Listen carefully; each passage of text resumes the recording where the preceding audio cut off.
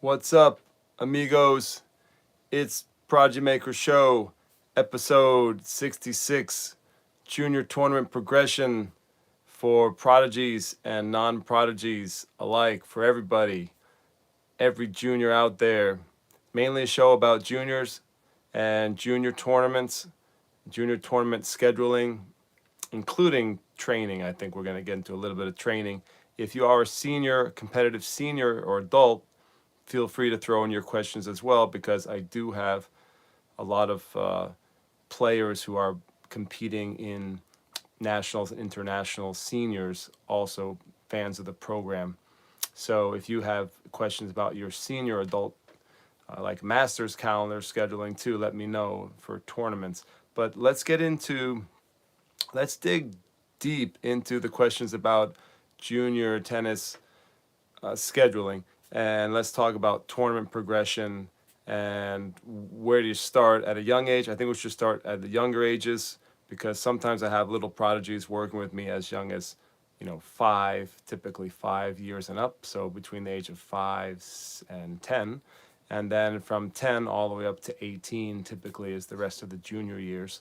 So let's kind of go at it, maybe 5 to 10 or 10 to 14 or 14 to 18, but basically under 10 and then over 10 and into the teenage years. So if you have any questions, if you have a junior or if you're a coach, I know we have a lot of coaches who listen and watch this podcast.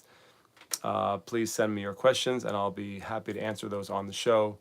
And this whole show started with a question from a parent, and it's a question that I get, questions that I get all the time about how many tournaments should my son or daughter play, where should we start, what tournaments should we enter, what circuit should we play, those kind of things. So these are very common questions that parents have.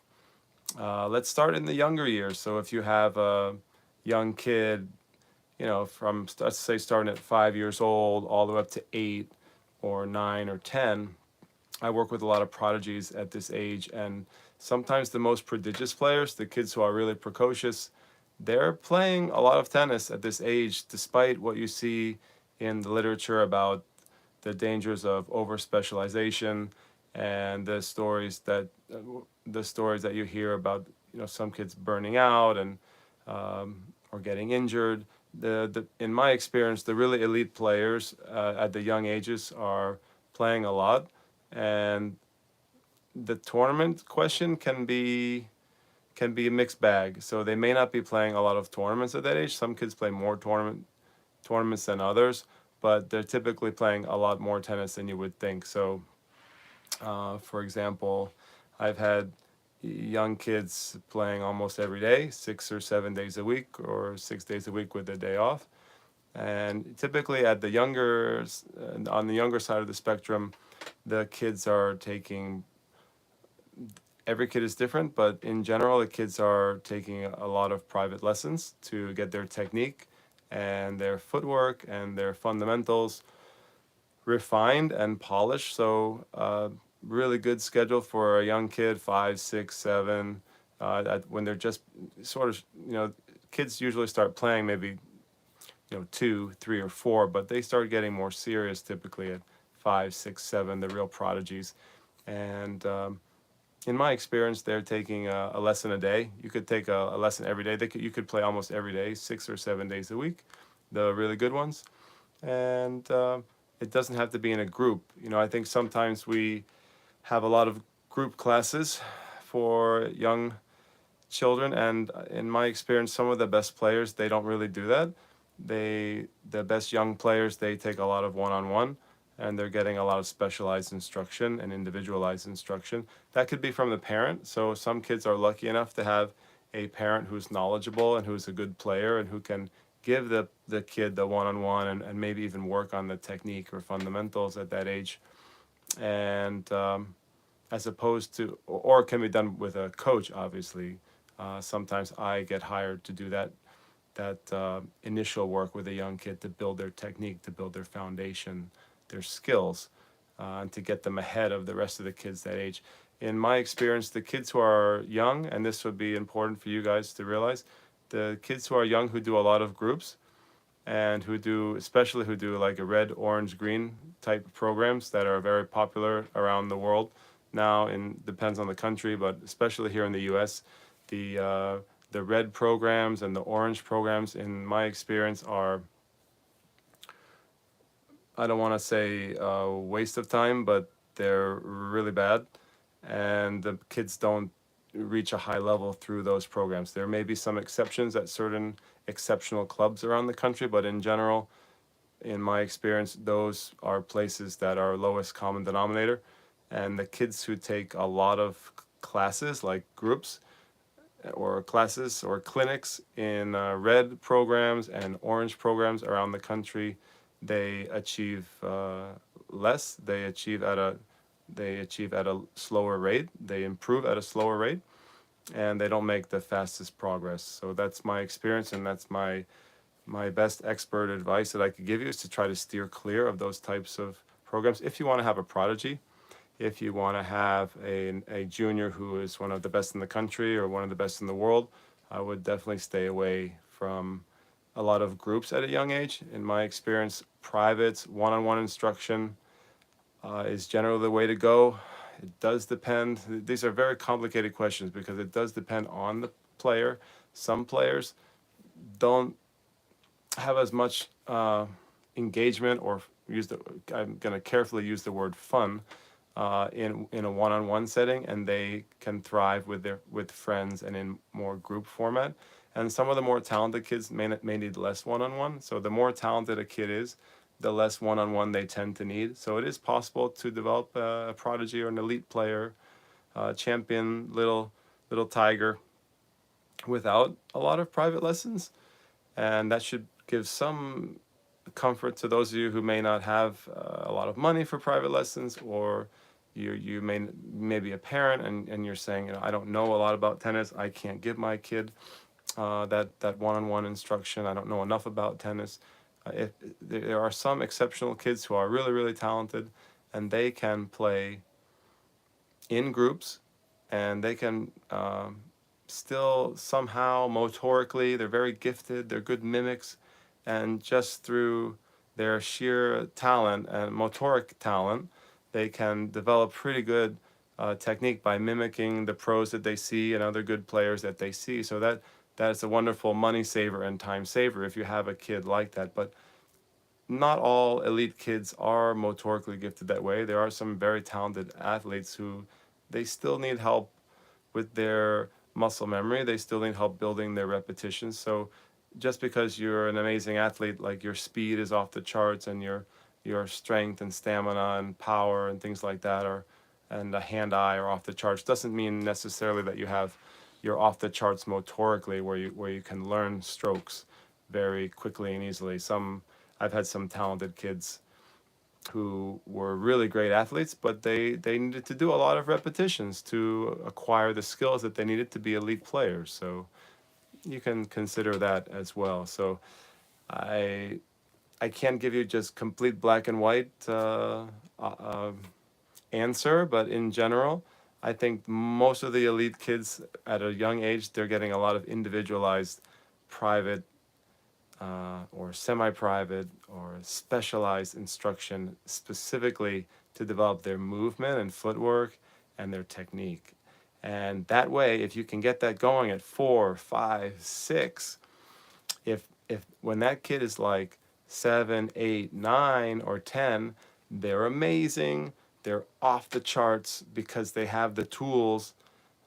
Then they have these polished, refined skills that other kids their age are not even close to acquiring.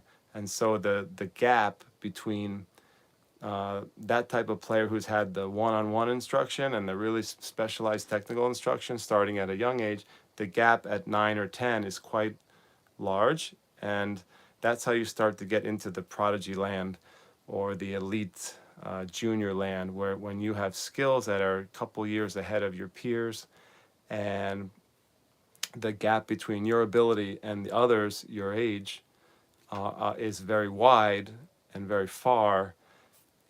People start to say, holy shit, look at this kid. This kid's amazing. This kid's special. and they're looking usually at the skills and the technique acquirement. But if you combine that with the kid who's also very gifted as an athlete in other aspects, who's fast and powerful and great eyes and coordination, then you have something really, really special, and you can have one of those transcendent players, a player who transcends other kids, transcends the game, transcends the division that they're in. Where you have you could have a 12-year-old, you could have a 10-year-old winning national, 12s and 14s, or you could have sometimes in the girls sometimes mature a lot faster.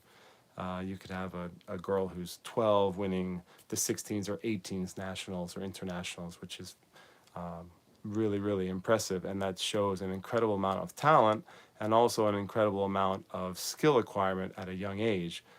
So those are the things you're kind of looking for in terms of how young kids are training. So sometimes with girls can turn pro at they can start considering pro at 12, 13, 14. That's not unheard of. So when you have a 5, 6, or 7-year-old, the road to the pros, it can be quite short.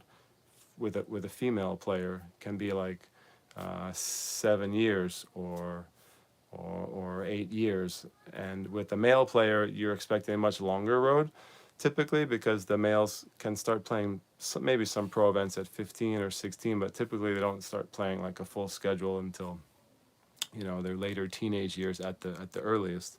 So the road with a male junior from 5 or 6 can be quite longer, like 10 years or 12 years, in terms of evolution and progressions.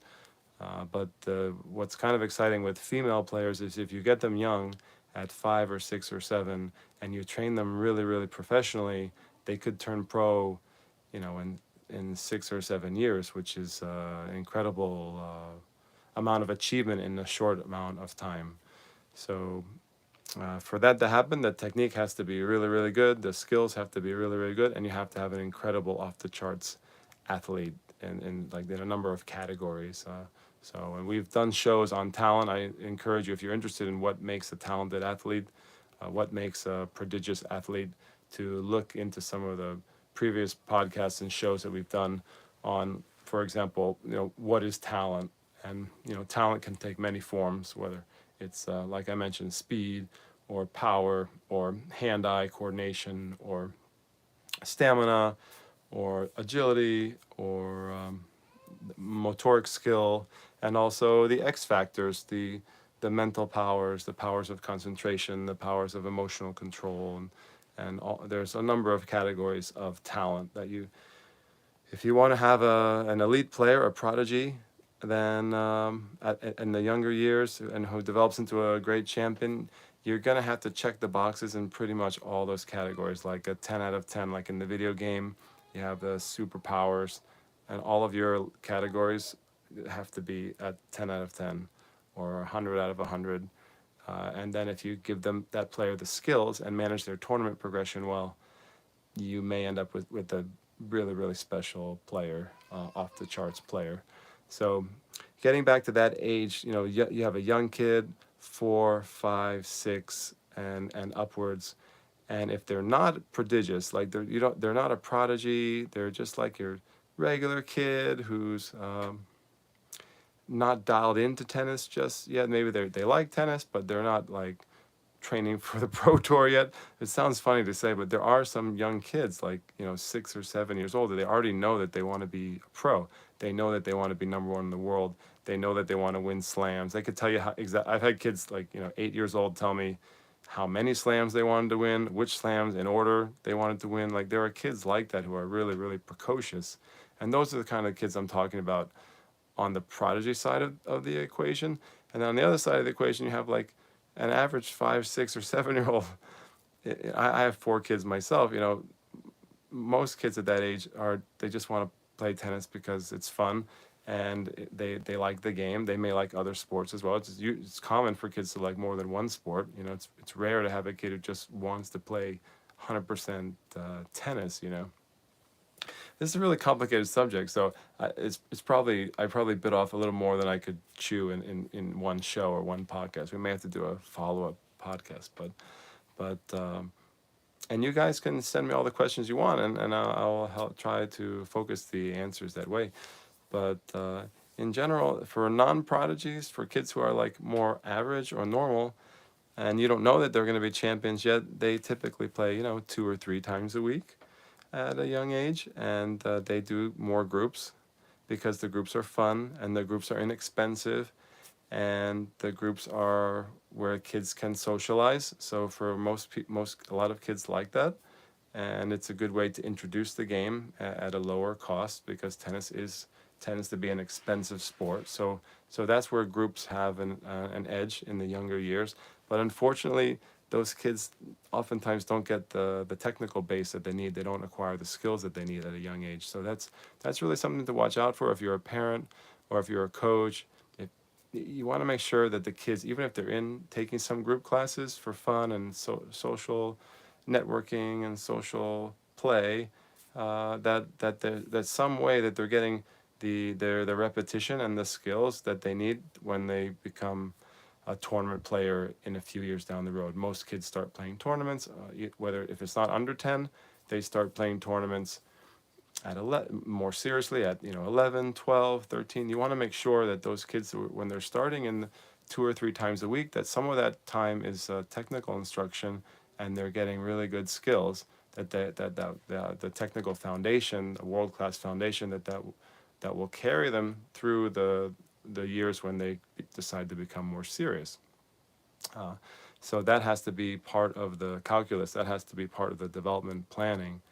If you just do fun and you just do groups, and especially if you're in a club that is more like a social club, like a recreational club environment, and you don't have a serious high performance coach, a lot of young kids get the lowest coaches on the roster. Like at a club, they have the least experienced coaches working with the youngest kids, which is unfortunate. And um, it's much more effective if the most experienced coaches, the most knowledgeable coaches, work with the younger kids because they can build that world class foundation more efficiently. They have more knowledge and skill as a coach. But in general, if your kid is just being coached by some young professional just out of college, or someone who's never done it before with an elite junior, then they're bound to make mistakes, and the coaching's bound, it's a little bit, coaching is going to be more trial and error, and you're just not going to get very effective development that way. It's going to be inefficient, and you'll be lucky if your kid can acquire the skills that they need to be a champion.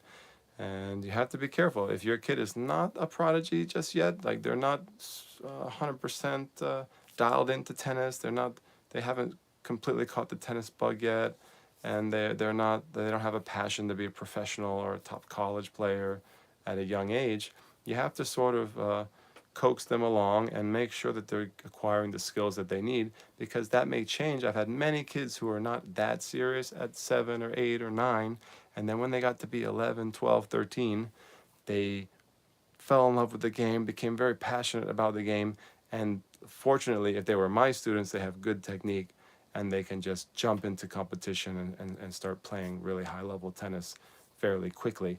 But the kids that really have trouble are the ones who don't have a good technical base, don't have world-class technique, and then if they do fall in love with tennis at a later date, like they're a little bit late bloomers, quote unquote, or they're sort of a little bit late to the competition scene, you don't want them to be so far behind technically that they have to do a lot of remedial work, or where you have to fix things, or you don't want them to have any major flaws in their technique and in their movement pattern. So that's how I see the younger years in terms of tournament progressions.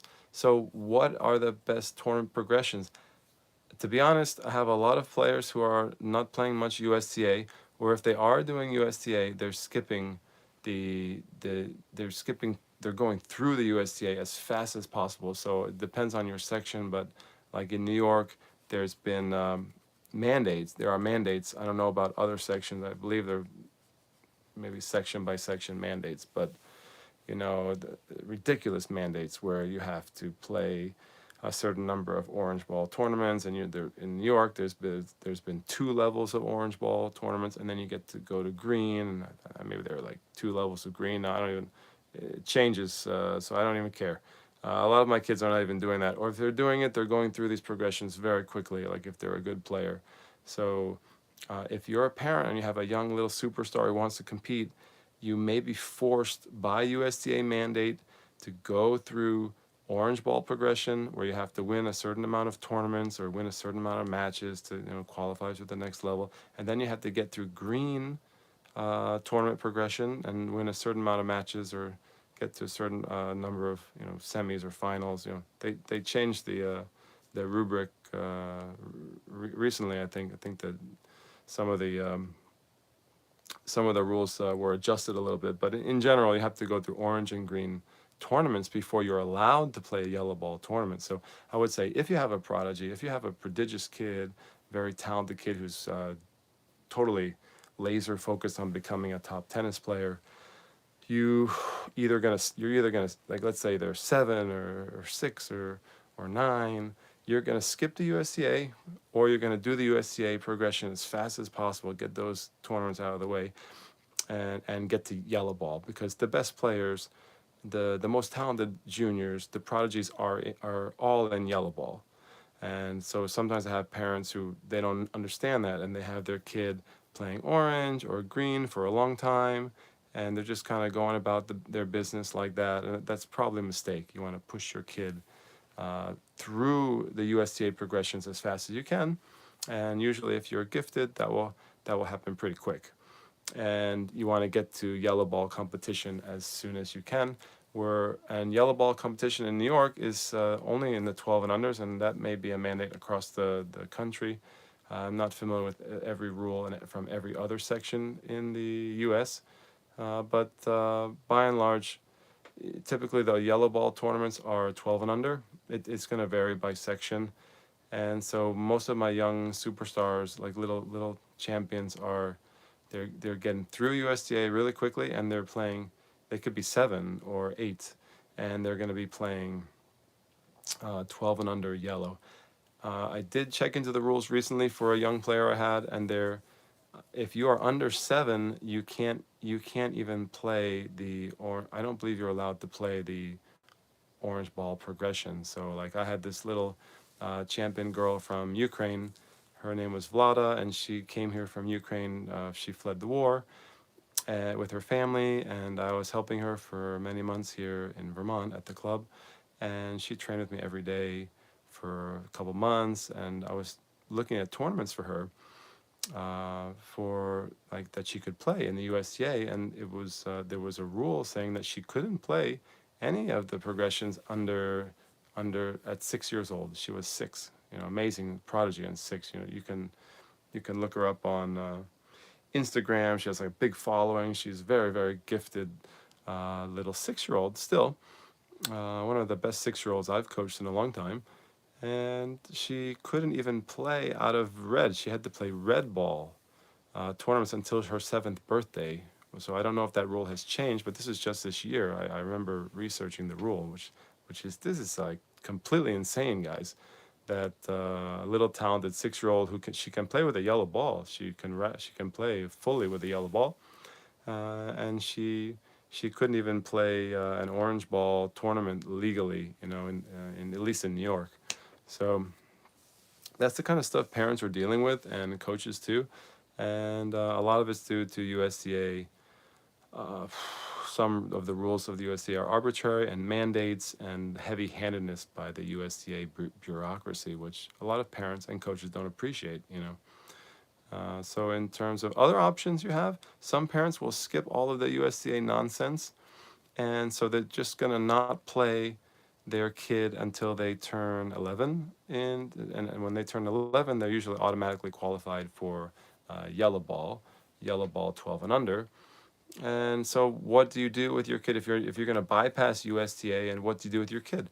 So there are some different tournament options. You can play UTR, and many parents, UTR is extremely popular now. The UTR junior circuit is very, very popular, and a lot of parents will enroll in UTR events and just work on building UTR, and that can be an effective way to bypass the USDA completely. The USDA, by the way, should be careful because as more parents do that, fewer it becomes there become fewer and fewer players who are in the USDA environment, and I think USDA risks just being pushed to the side and being marginalized because so many players are participating in UTR, and UTR is doing such a better job with their tournament management system and with their app and with basically everything relating to tournaments than as compared to the USDA. USDA risks being marginalized and pushed to the side and basically made obsolete by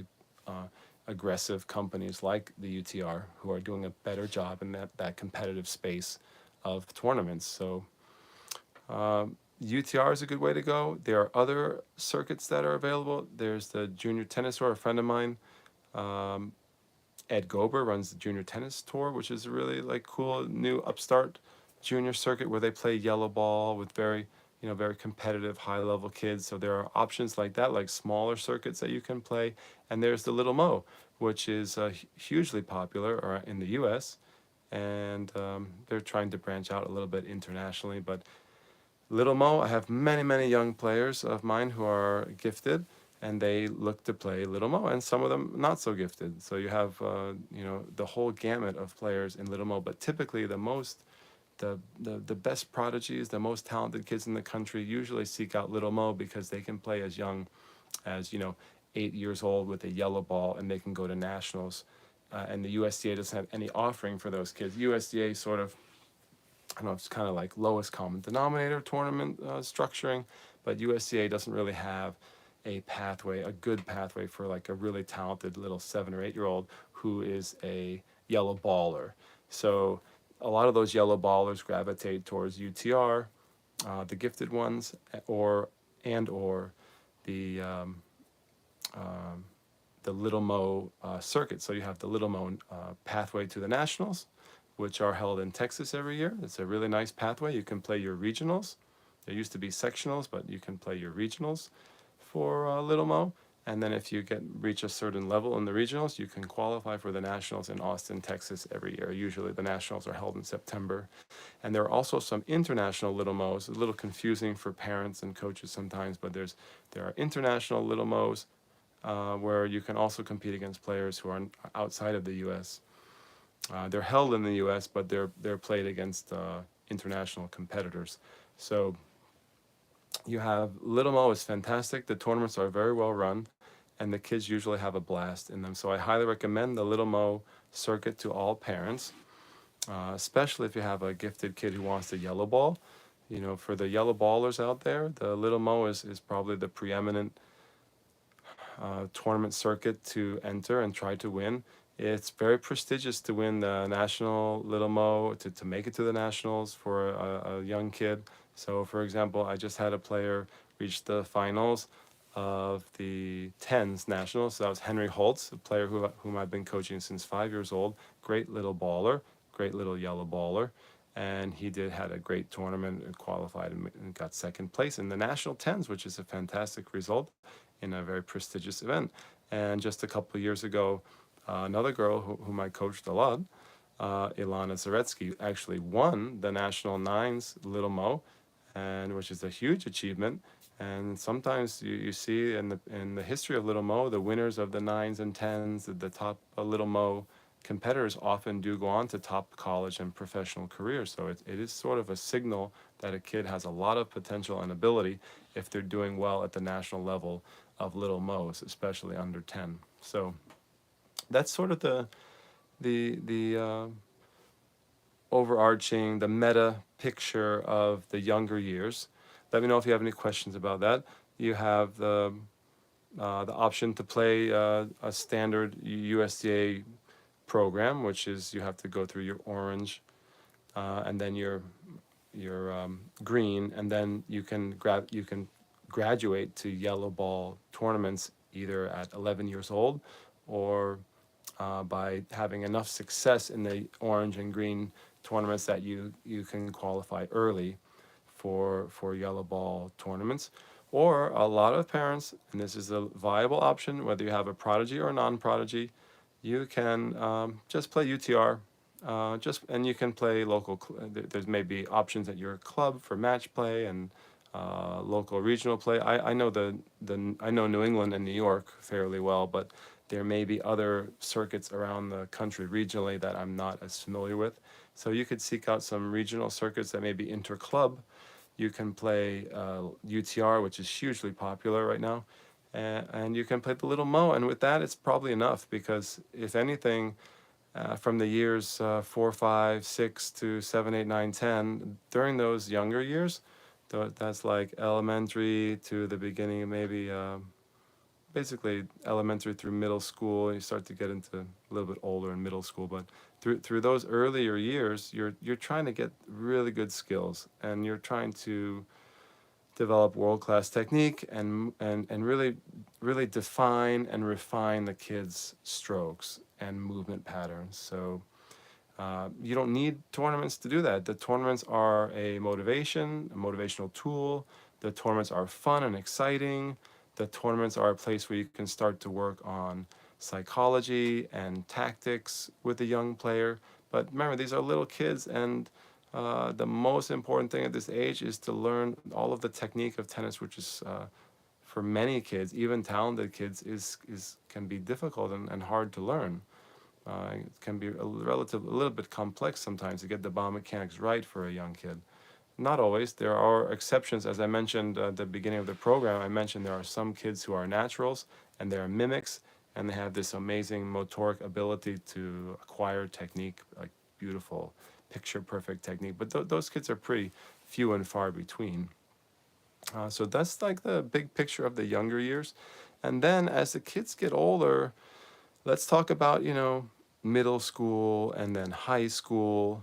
What's going on in that realm? So let's say you have we're talking like now over 10 years old, going up to 12s, 14s, 16s, and 18s. Those are like the junior years. So and then again, it's complicated, even more complicated, because girls sometimes are way ahead of the boys in terms of their uh, precociousness and in terms of their maturity. And sometimes girls can turn pro at around 13 or 14, which is pretty unheard of. Doesn't happen with boys. Boys is 15, 16, 17 at the earliest. So if you can imagine that the timeline is going to be a little different depending on boys and girls. But in general, just to give you guys like a kind of a overview, a lot of kids will try to work on their USTA ranking. Everyone's working on their UTR because UTR is like a way of life now. UTR is like its own religion now. It's a new religion, and so everyone's obsessed with their UTR. But a lot of kids will still play USTA over in the 12s, starting with the 12s division and 14s and up, because they want to qualify for the big nationals. So you have like the national indoors, you have national clay courts and hard courts, which are typically the national championships for the U.S. And there are other high-level nationals. The tournaments now in the United States have 7 levels. So it goes from level 1 to level 7. Level 1 is level 1 tournaments are the most prestigious and the most highest level national tournaments, and the levels go down to level 2, 3, 4, 5, 6, and 7. And level 7 are where you kind of start out your tournament journey, and they're the lowest level of USTA competition. And so you start kind of in your section, like sectionally and regionally, playing level 7s, and then try to get to level 6s and level 5s, and then you can start to build your national ranking and national points by playing L4s, L3s, L2s, and hopefully qualifying for some of the biggest nationals, which are called super nationals. and there you get the most points, and the you can win a gold ball, or if you, the big deal in junior tennis is achieving a gold ball, which is winning a super national, winning a national championship. Um, I was working with a girl this past winter, Maggie Sans, who won her first gold ball at the USTA National Hard Courts over the summer. So that was like really exciting, because she's a New York player from upstate New York who beat all of the best academy kids from around the country, which is very remarkable. And she's got an amazing future. She has amazing talent. But remember that name, Maggie Sans. She reminds me of Iga Swiatek. But there's an example of so she's 12, or she was 11, turning 12, and she won the Supernational Hard Courts and won a gold ball, a national champion. Really, really a big achievement. But she's turning 12. There are some girls who are 12 or 13 who are really getting close to the pro tour. So that's like a completely different level. To be 12 and winning your national championship is amazing and awesome, but in girls with women's tennis, sometimes those kids are 12 playing and winning like the national 16s or the national 18s, which is unbelievable. Or they might be playing on they might be considering turning pro, which you don't see with boys. Boys typically turn pro later. So everything is relative. So then you go back to boys. Boys are typically, and the other option those teenagers have, and including boys, is the ITF circuit, which most kids start in their early teenage years, like 14, 15, and there's for boys. Um, I wonder, the girls must have an option to play a little bit younger. I have to check that. But it's because the ITF circuit is an excellent option for players who are maybe not ready to turn pro, but they want more international competition. So as your player starts to get older, typically with boys at around 14, 15, probably a little younger with the girls, as I mentioned, you have the option to play the international circuit, which is called the ITF circuit. And that pathway is really good. I've had lots of players who, well, you got to have the money and the finances to travel, but if you have the funds to do it, really good experience to play internationally, and you play lots of different variety of players from different countries. So that can really help the growth and development of a junior, typically teenagers. So the levels in ITF there are typically 5 levels. You have grades. They're called grade 5, grade 4, grade 3, grade 2, grade 1, and I think we have a grade A as well. So those levels, you start in grade 5, which are the lowest level ITF events, and you try to work your way up to grade 1s or grade A. And those events at the top are the junior slams, which are the most prestigious junior tournaments in the world, like the Junior US Open or Junior Wimbledon, Junior Australian Open, and Junior French Open. Those are the most prestigious junior tournaments in the world. And you have to be, in the top 60, top 80 ITF to even have a sniff at qualifying for those big junior events, the junior Grand Slams. But that's like a huge goal for a lot of the kids who are a little bit older teenagers competing at the world level, at the international level. And so you got to work your way up. You have to start in grade 5 and try to build up your international ranking points, and eventually try to graduate to larger international tournaments, like grade 3, grade 2, grade 1. And if you can do that, you can build up your world ranking, your world junior ranking, with the hopes of qualifying for the junior Grand Slams.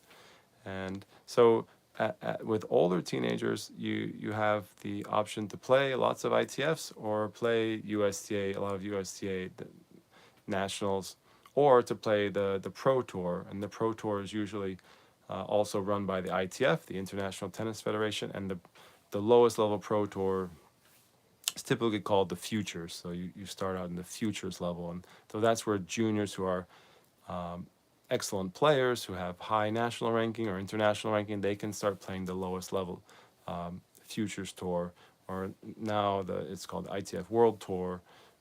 This is where you start your earning professional points. So usually the kids who are 12 to 14 are focusing on becoming the best in their country. Like, so we're in the US, so our players are trying to get the best USTA ranking they can get, and kids from other countries are trying to get their best national ranking to prove that they're the best in their own country.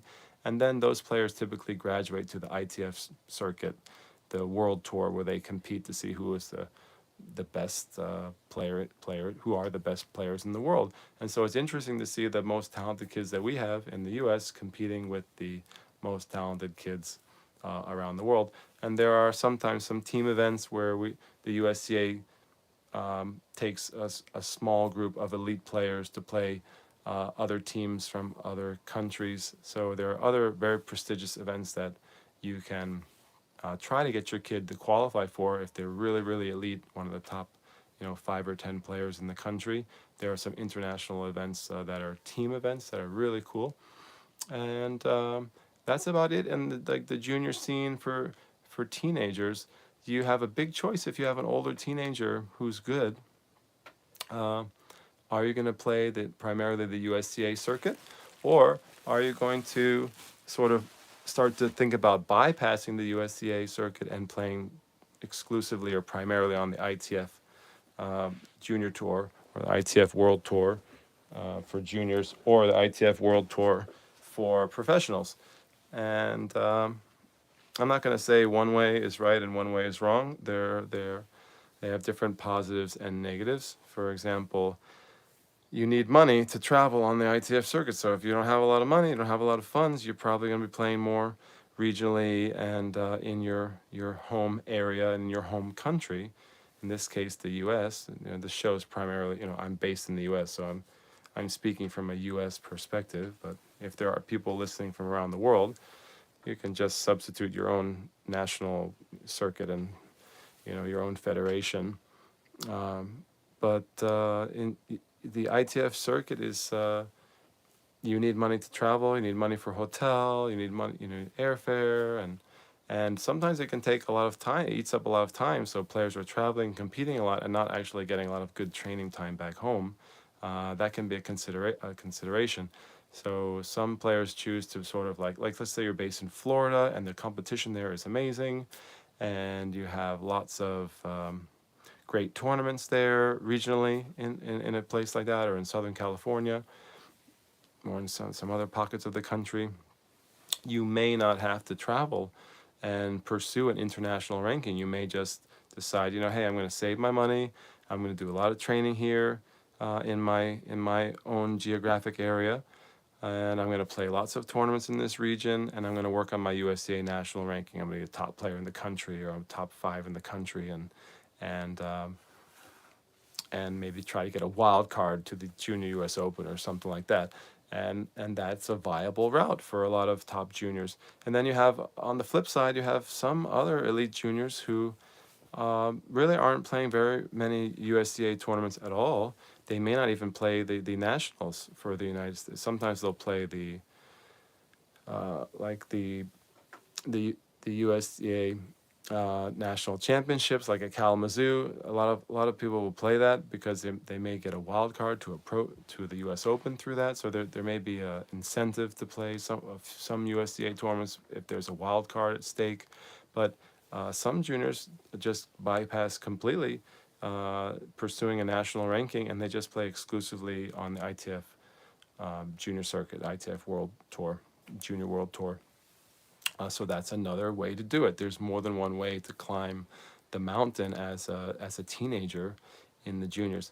Everything I'm saying for girls is a few years sooner than for boys, because for some quirk of nature, girls are maturing faster, both physically and emotionally and mentally sometimes. And they are typically playing high-level international tennis, international juniors, ITF, and high-level professional tennis at younger and younger ages. They can, like I mentioned, they can turn pro at even as young as 13 or 14 or that's not uncommon. And for boys, it's typically later. So hopefully that gives you a good picture of the older teenage scene. Um, for kids who are, like, let's say, just getting out of the 10s and going into the 12s and then to the 14s, the big goal is to try to become one of the best, young players in your country, so that you have to prove yourself in the 12s at some point, whether you're 9 or 10, or if you're 12. If you're 10 and you're one of the best 12-year-olds in the country, that's pretty impressive. If you're 8 and one of the best 12-year-olds in the country, that's really impressive. And if you're 12 and you're one of the best 12-year-olds in the country, that's also very impressive. But you see the relative levels. There's different levels of greatness. There's different levels of talent, and there's different levels of prodigiousness, of different prodigy levels here. Had a girl recently in the 12s who was number one in the 12s. She was ranked number one in the 12s in the country, which is a great achievement. But she was 12, so if a kid is number one in the country in the 16s or the 18s when they're 12, like we're talking like a Jennifer Capriati situation, that is, future probably Grand Slam winner.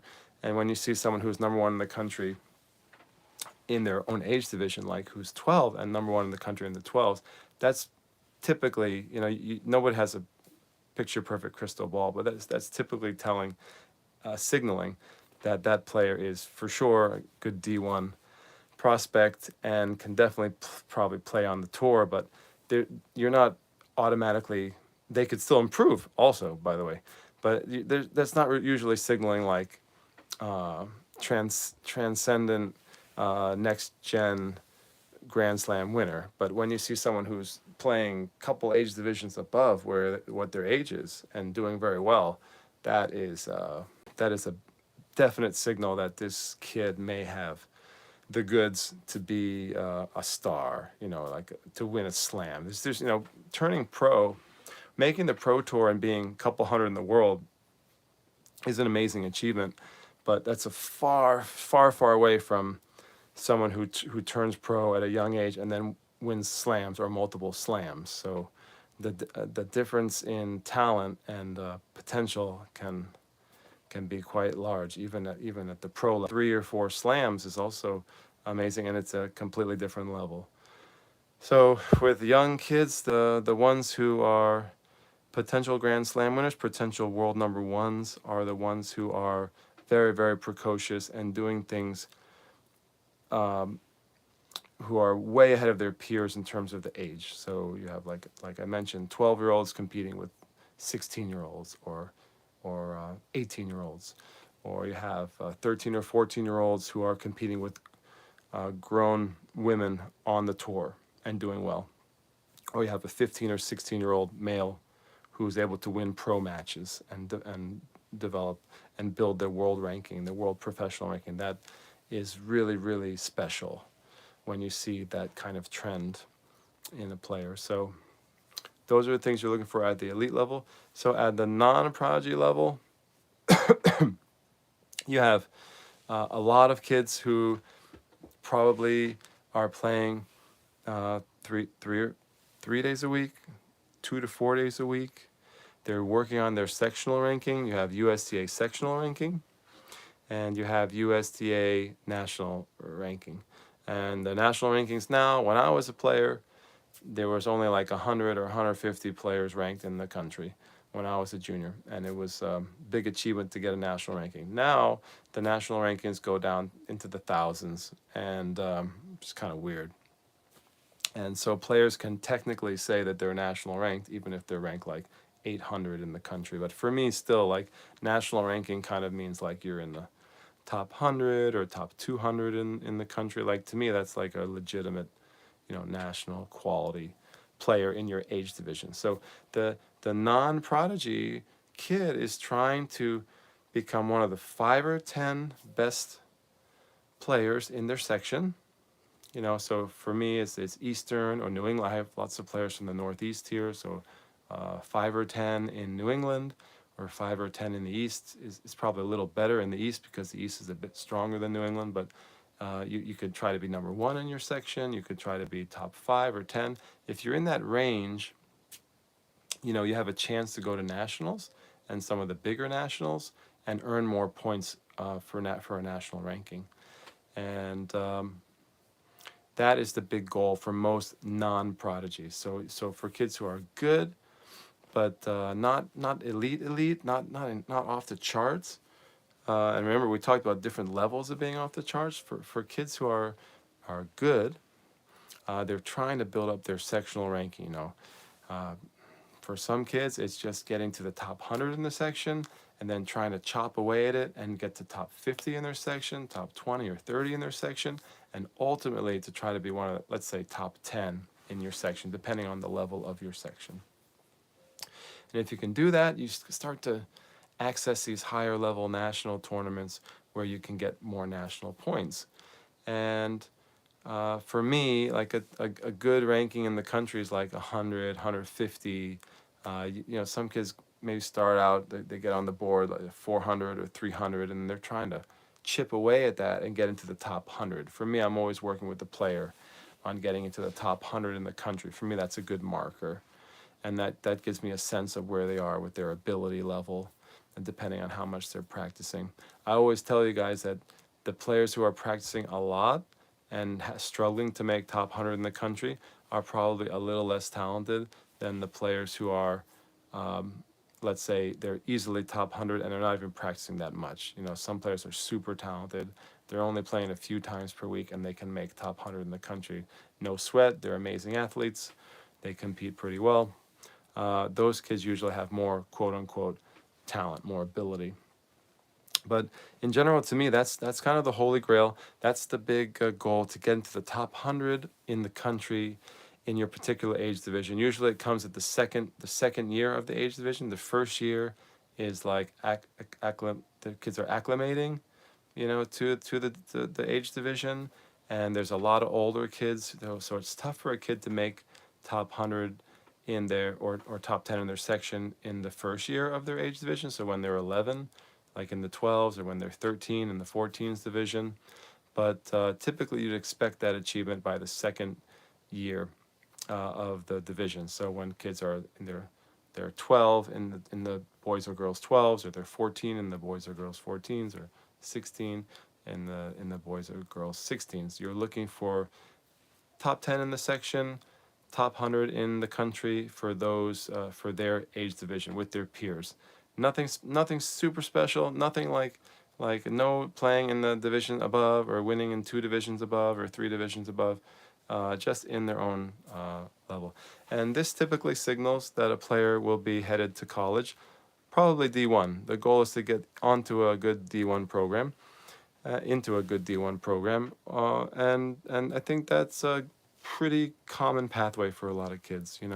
They become pretty good, and they're competing well against their peers of similar age in the same age division, and they're able to achieve, whether it's 100 in the country or 50 in the country or 30 in the country. That would be really, really good if they can get into the top 50 in the country. And usually those kids have a good pathway to play Division I college tennis. They may not be elite stars of Division I college tennis, but they'll be good college players. And if your kid is outside of the top 100 in the country, not able to reach the top 10 in their section, they're 15 or 20 or 25 or lower in the section, that usually signals that the kid is probably not Division I material. They may be better off in the Division III program. Usually the players that work with me are looking for really high academic schools, so they're looking at Division I or Division III. If the kid is maybe not as academically inclined, there are a number of Division II schools with very high level tennis. Usually they're not usually they're not the highest standouts academically, but they have really amazing athletics. So Division II is another option for some students. But that's typically how it works. If you're in the top 100 in the country, top 10 in your section, you're looking at a chance to play D1. And if you're struggling to make that, and you're working really hard, and you're playing a lot, maybe you're playing 6 days a week, it's probably not in the cards for you. You probably should maybe consider a good Division 3 school. Some of the Division 3 schools are fantastic now, really good programs, or D2, or you may not want to play. If that disappoints you, you can't get on the D1 team. Maybe you just play club tennis, and tennis ends for you at the end of your 18. When you graduate high school, and for some kids, that's the path they take. So, guys, what do you think? The this is I tried to go through all the years, like junior tournament progression. There's probably a lot more questions you have, so in the comments, leave as you watch the show or listen to the podcast.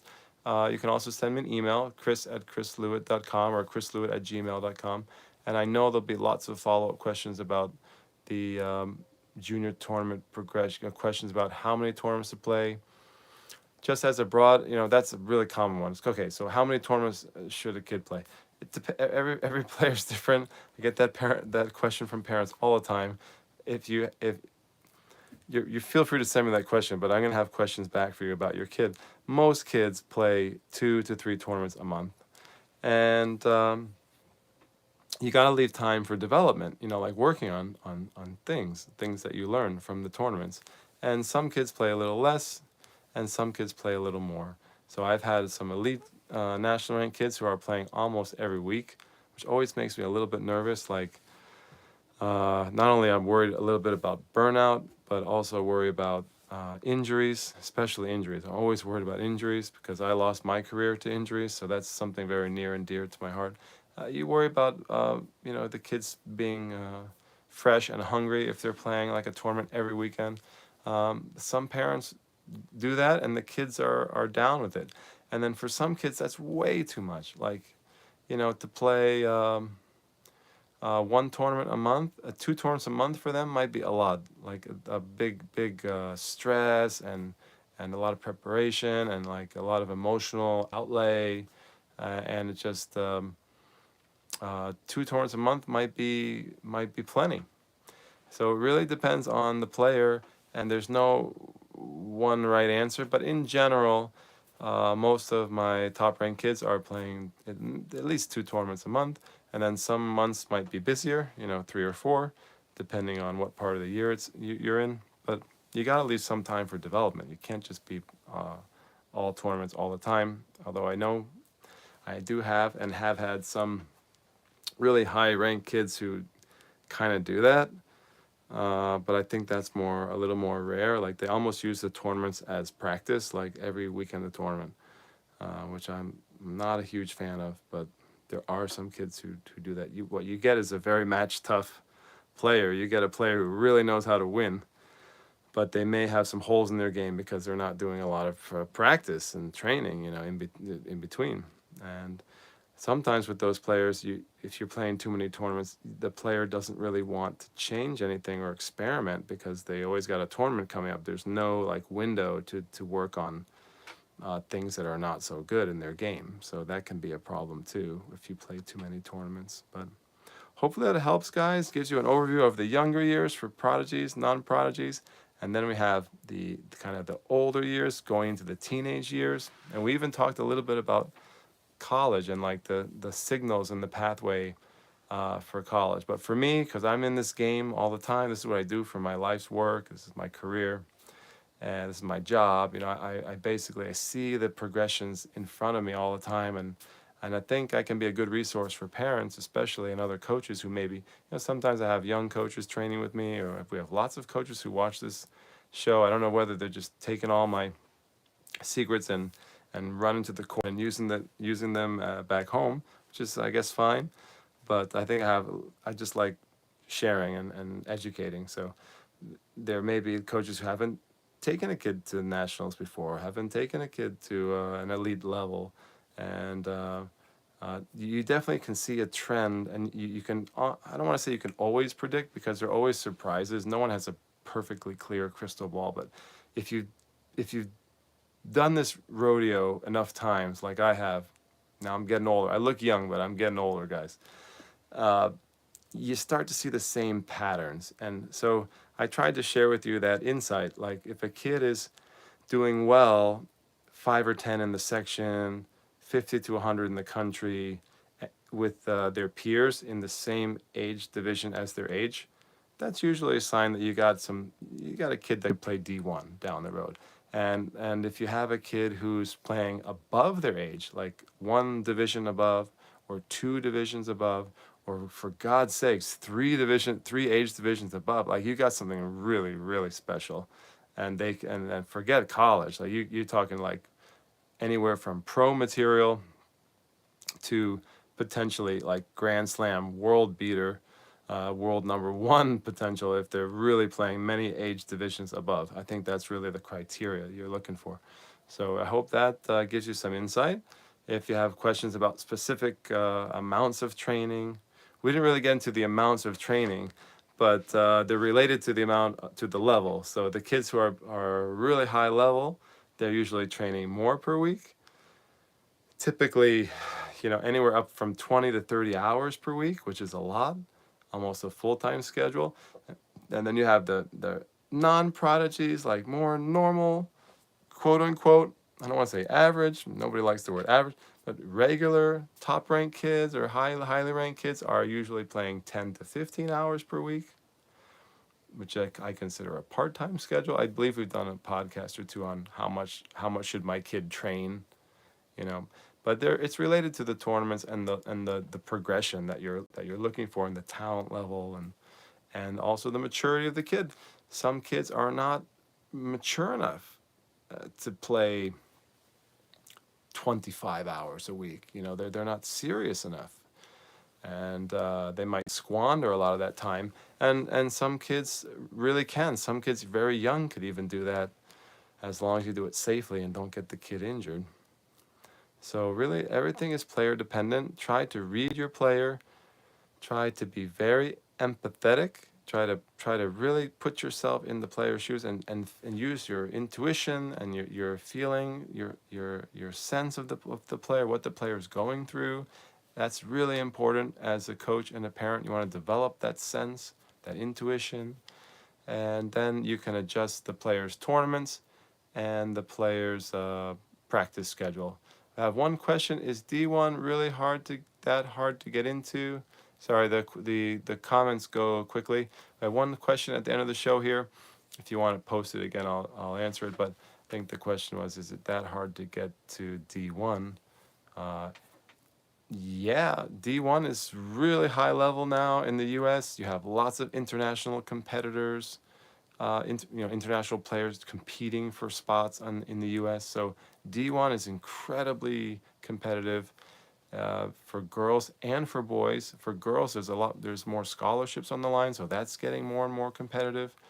For boys, there's a little bit less money on the line, but there's lots of international players trying to come to the U.S. So your level has to be extremely high to qualify for D1. Guys, I think it was a good overview. If you have follow-up, shoot the questions to me, whether via email or in the comments section, and then we can do another show, or we can do some Prodigy Maker Minute. We're doing more Prodigy Maker Minutes on this, but I think it was a pretty good overview, and I tried to cover the entire gamut, like the spectrum from young, like really young, like 5, 6, 7, all the way up to like older teenagers. It was a lot to manage, but I hope you got a good sense of like the typical progression you might see if you have a really elite, talented kid, or if you have maybe a less talented kid who's still serious, or maybe you have a kid who's just not a prodigy, who is a good player and who wants to play just in high school or maybe D3 college. I hope you got a good sense of like what that pathway starts to look like and what your options are in terms of tournaments. So guys, it's been a great show. I will see you on the next program. God bless, and see you later, guys. Adios.